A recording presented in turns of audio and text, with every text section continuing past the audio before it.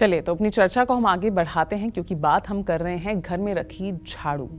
तो कैसे झाड़ू से जुड़ा उपाय आपके घर से दरिद्रता को हमेशा से दूर कर सकता है, आर्थिक स्थिति को मजबूत कर सकता है। साथ ही झाड़ू से जुड़ी और किन किन बातों का ध्यान हमें रखना चाहिए ताकि घर में सुख और शांति का वास हो और नेगेटिव एनर्जी दूर हो जाए। तो आइए जानते हैं पंडित जी से। तो पंडित जी, झाड़ू किस तरह से गरीबी को दूर कर सकती है, क्या उपाय होने चाहिए? अब आपको सुनने में बड़ा अजीब लग रहा होगा। मेहनत, पुरुषार्थ, पराक्रम, ये सब चीज़ें मतलब कि जो है गरीबी दूर करती हैं।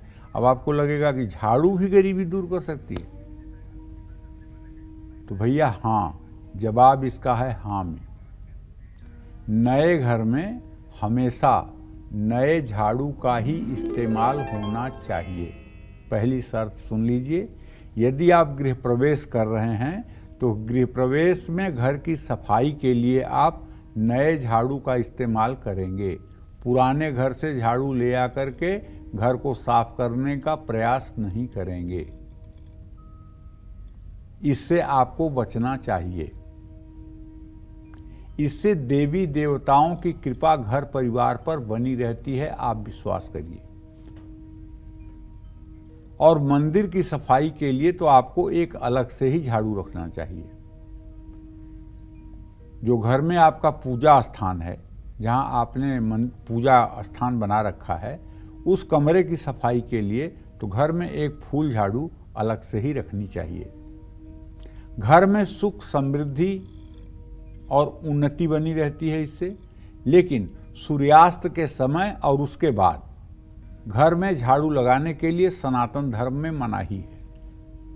सूर्यास्त के समय और रात्रि में घर में झाड़ू नहीं लगाना चाहिए, इससे माँ लक्ष्मी रूठ जाती हैं और घर में किसी न किसी कारण से पैसे की तंगी होने लगती है।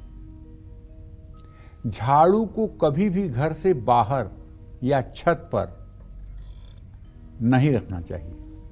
इससे घर में चोरी का भय बढ़ जाता है।